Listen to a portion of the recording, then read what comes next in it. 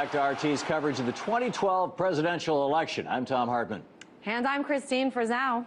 So where does the race for the White House stand here at 10 p.m. Eastern Time? Here's a look at the electoral map. Right now it's 163 electoral votes for Governor Romney, 162 for President Obama. Still kind of frozen in amber. Yeah, 10:30 here. Still a lot we don't know. We're going to wait for more results to come in. But we want to take a look right now at several ballot measures that people across the United States are voting on.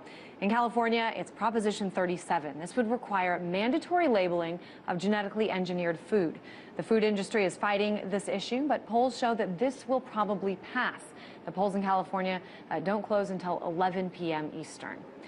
Now, in Colorado, voters are deciding if they should legalize marijuana. And with 21% reporting, it's 52% to 48% in support of the measure that does call for legalizing marijuana and regulating like we do alcohol.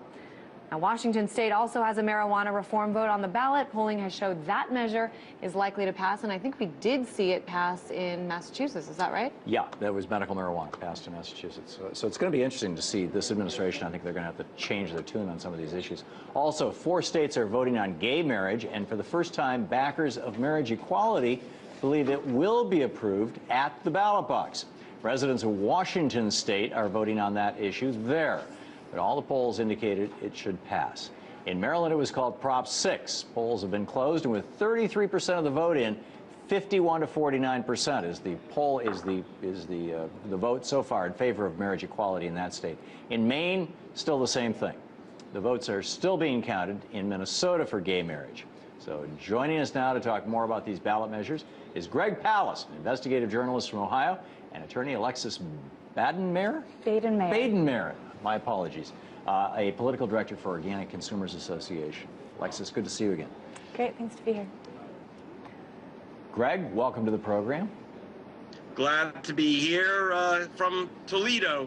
Yeah, indeed. From the center of the heist. Oh, you're in the center of the action. Yeah.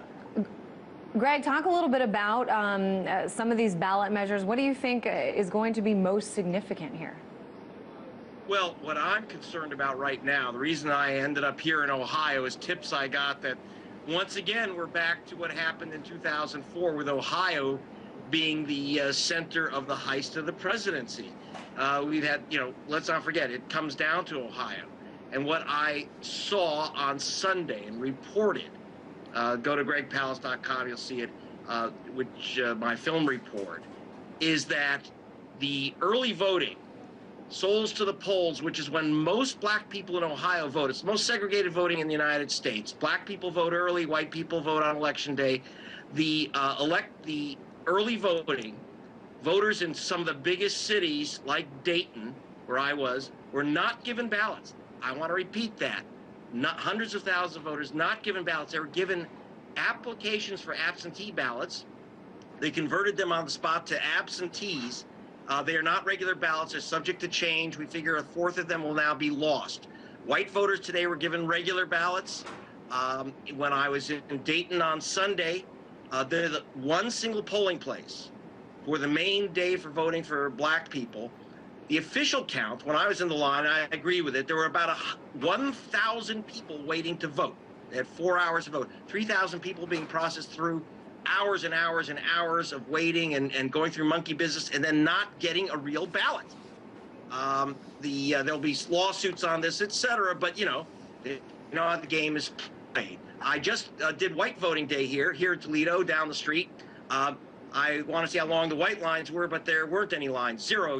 There were more polling booths and space available than there were voters. Greg, let me just interrupt you because I do want to get to some of these ballot measures. And Alexis, certainly one of these is something that you are pretty passionate about. This is the one in my home state of California. Talk a little bit about, labeling foods. In California, we're fighting for our right to know what we're eating. Right now, only 1/4 of the public is actually aware that they're already eating genetically modified foods. And so we just don't know what we're eating. People are completely unaware. 75% of us say they think they've never eaten anything genetically modified. So in California, we have a ballot initiative that would give us that simple right. the foods would be labeled may contain genetically modified organisms. Now, critics of this say that they are concerned that if it's labeled that you're eating a genetically modified food, people are going to freak out. That they say there's no evidence that these foods do any more harm to you than you know, if it wasn't. And they also say that's going to drive up food prices.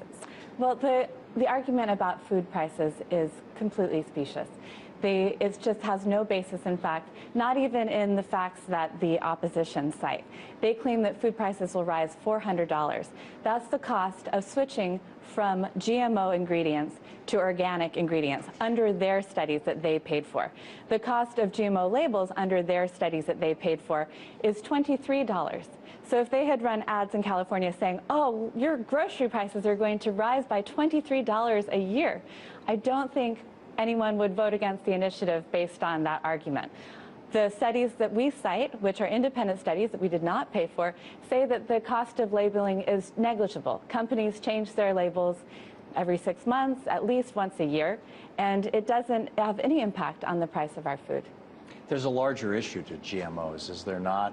This is not just about, do I want to eat something that isn't organic or isn't even natural? Right. Genetically modified organisms are actually altering the biosphere right now. That's right. Once they become part of our environment, we can't call them back. So now we have many crops that are engineered to produce their own insecticides, crops that are engineered to resist herbicides so they can have endless amounts of herbicides sprayed on them, which of course gets into our food. And these traits now are in the food supply forever. These traits will not go away. They will continue to contaminate natural versions of these crops.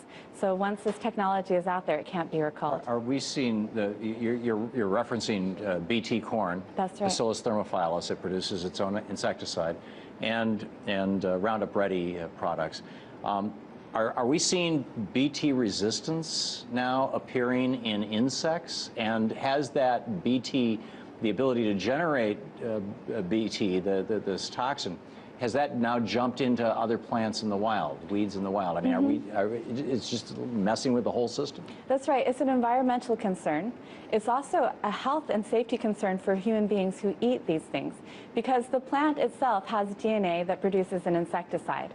Scientists have long been concerned about horizontal gene transfer, the problem of the genes that are in the plant transferring to our gut bacteria. So not only might the insects develop the BT gene, or the herbicide-resistant gene might be transferred to weeds, but we might have these genes in our gut flora. Wow. That's a very scary prospect. So for those people like yourself in favor of this piece of legislation, this ballot measure, why is it that it took until now, till 2012, to have this on the ballot? I mean, you call it having the right to know what we eat. Why haven't we had the right to know what we eat, you know, 10 years ago, 12 years ago? Well, the companies that control these products, these patented seeds, they also control the policy on these issues in the government. Monsanto has a lawyer and lobbyist who worked for them, putting together these policies for the company, that then worked for the Food and Drug Administration during the Bush administration, the Clinton administration, and now the Obama administration. Michael Taylor is currently a food safety czar in the Obama administration. So when you have that type of infiltration of the government by multinational corporations, you get policies that leave out the interests of consumers. Certainly a lot of other important ballot initiatives to talk about. There are. Are you familiar with some of the other ballot initiatives? Can you speak to them? I've been watching the ballot initiatives on gay marriage and on marijuana legalization and also medical marijuana. And the state next door to us, of Maryland, could be the first state to actually have the voters decide. Certainly the other states where gay marriage is legal, it's because of courts or other, but this could be the first state. What's the significance of this? Well, yeah, the voters have voted on this issue 32 times against the right of people to marry whomever they choose, whether it's a woman or a man. You know, it seems like that's a personal choice. We don't want to get into other people's bedrooms or their choices that they make about their families. But voters can be awfully conservative when it comes to the polls. I think even if we voted on something like whether black people could marry white people, we might see some states vote very conservatively and racistly on that issue. We did back in the right up until the 60s. Well, I think Alexis is saying even people more might recently. today. Yeah, people might as today. an They're attorney, though, conservative when they go to the concerning polls. gay marriage, we've certainly seen. I know that when I was in California 4 years ago, Obama, of course, won big there, but Proposition 8 passed, and that was to ban gay marriage. Gay marriage had been implemented for a few months, and the ban on gay marriage was put into place. But as an attorney, are you surprised at how many states a gay marriage ban is being put into place?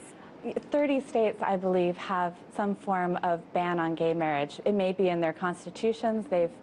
Minnesota is considering putting a ban on gay marriage into their constitution in this election. Yes, these are very mean-spirited laws. And the courts finally struck down the mean-spirited laws that would deny gay people the right to claim discrimination. Romer versus Evans is that lawsuit. And finally, the Supreme Court said that you can't deprive a class of people of their civil rights. Now, that was on the issue of whether they can just be treated equally as people, not on the issue of marriage. But hopefully, we'll one day, like we did with black people marrying white people, it seems like a no-brainer now, but that required a Supreme Court decision. To what extent do you think that, and we just have a minute or so left here, to what extent do you think that the amount of religious money that has poured into these things in the past is now either dissipating or being ignored? Yeah, well, it's exciting to see the proponents of gay marriage be able to raise more money than their opposition now. It's shifted a bit. And I think it's just because people, that's not all coming just from gay people. That's like 10% of the population. They're allies and friends and supporters and people who just don't want to be told who they can marry. We're all stepping into this and getting involved, and that's very exciting to see. Well, attorney Alexis Baden-Mayer, thanks so much. We were speaking with Greg Palast, investigative journalist, earlier, but we lost him. We want to thank him as well for joining us. We will be back with more RT election coverage in just a moment.